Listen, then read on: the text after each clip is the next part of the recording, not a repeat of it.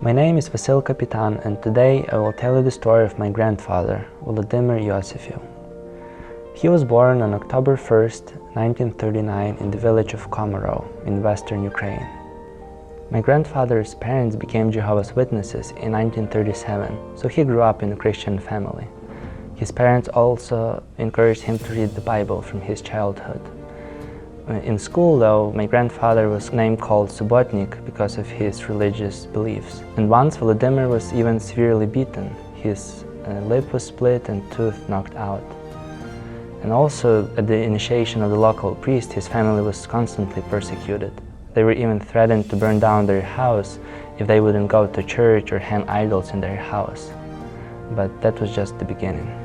When my grandfather was 11, during the night they heard a loud banging in their door. It was the NKVD officers who came. And NKVD, it's the secret police in the former Soviet Union. The house was searched, and after that they were told that they were being taken to Siberia, and they were given only 2 hours to get ready. But also they were given a document to renounce their faith, and if they do so, they can stay. But my great-grandparents did not hesitate to reject this offer. So on that day, April 8th, 1951, the secret Operation North was put to action. This operation was unique because it was the biggest deportation of religion group in the former USSR. It was happening because Soviet Union viewed Jehovah's Witnesses and my grandfather's family like a threat because of their uncompromised neutrality and their refusal to participate in political parties and also to serve in the army. Even leading up to the Operation North, some 1,000 Jehovah's Witnesses were imprisoned and sent to the labor camps.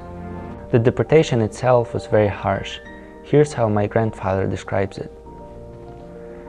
My family and I rode in the body of a truck on the main street of our village, waving goodbye to all our neighbors who came to say goodbye to us at dawn.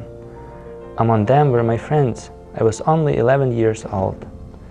At this emotional moment, we thought we were seeing our home at the last time. At the train station, there were 54 of us who were loaded into one freight car. The smell of steam and locomotive smoke mixed with the smell of feces was well remembered in the freight car. I was very cold and hungry because we were only fed every few days. For one boxcar was given 1 bucket of wheat porridge and 1 bucket of water, which we had to divide among more than 50 hungry people. We traveled like that for 19 days. What truly helped us during this time, we sang Christian songs that we knew by heart. When arrived in Siberia, my family was placed in the barrack where 12 other families lived. In the middle of the barrack, they had a stove on which food was cooked. Also, upon their arrival, my great-grandparents were told to sign a document that they arrived there forever and voluntarily. And my great-grandfather refused, so he was temporarily imprisoned because of that. Obviously, the life there was very difficult. I always remember what my grandfather was saying, that all his youth he had a big dream to eat and get full. My grandfather Volodymyr always tells the story about life there. He remembers. In our free time, mostly in the evenings, our parents taught us, the children, that we should live accordingly to God's laws, that the entire communist system is not from God and will definitely be overthrown. This helped a lot. My mother also worked hard, and I was always with her. Later, I chopped firewood for gas generator transport and delivered prisoners' lunch for 4 kilometers.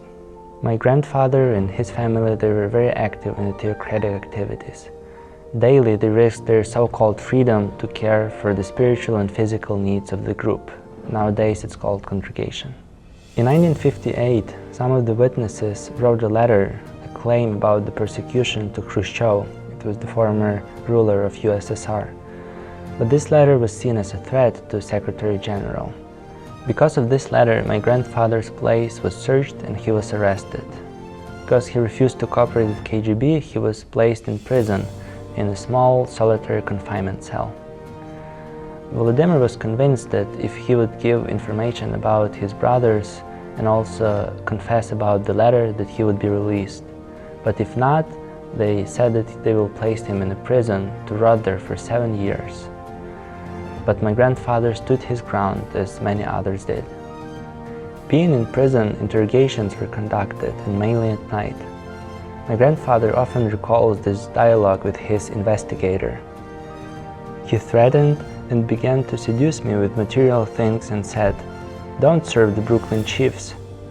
Here, I did not restrain myself from saying, "You believe and serve human leaders like Stalin and Khrushchev, and my leader Jehovah in heaven will protect me from you." This little story shows me what a strong faith my grandfather had. Sometime later, another visit from the investigator especially touched my grandfather. He recalls, "Officer said that given my youth of 18 years old, I'm being released. I couldn't figure out what was going on, and after 2 weeks in solitary confinement, I felt like I was imagining this. But when he told me to pick up my things and leave for the second time, I realized that in this persecution and in solitary confinement, I wasn't alone. Jehovah God was with me. I was also very glad that I did not give any of my brothers away." A few years later, Volodymyr was imprisoned for the second time for 3 years for refusing to serve in the army. He served his sentence in the city of Agnarsк and then in the Bazoy camp. My grandfather remembers Siberia as a godless, uncivilized Asia, where for some 16 years he wasn't able even to eat some basic fruits. Living in exile, he recalls the popular Russian poem by writer Lermontov, which says, "Goodbye unwashed Russia, the land of slaves, the land of lords." On July 5th, 1967, my entire family was able to return back to Ukraine, but all of their confiscated property weren't returned to them. So it was very difficult for them to find their place and settle in their native land after being away for some 14 years. Through deportation, the Soviet government tried to nullify influence of Jehovah's Witnesses, trying to completely eliminate their faith.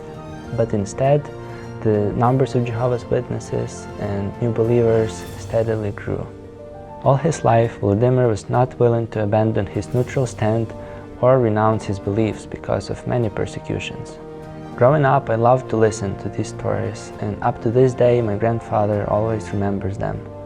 But even now, after 70 years since the Operation North happened, every time when he mentions those times, he can't hold back his tears. You know, Grandpa's whole life serves as a wonderful example for me. From him, I learned that prayer is a powerful and very important thing. So everything I do now, I try to pray to Jehovah God and ask for his guidance and help. I remember when I was a kid, my grandfather Volodymyr always encouraged me to read and study Bible verses, so that in the future, when even more difficult times come, Bible knowledge can be in my mind and heart, and I'm really thankful to him for that. I'm very proud of my grandpa, and from his life, I learned how much he treasured Bible and his relationship with God. I'm so thankful that at his age of 82, he's still alive and keeps going every day.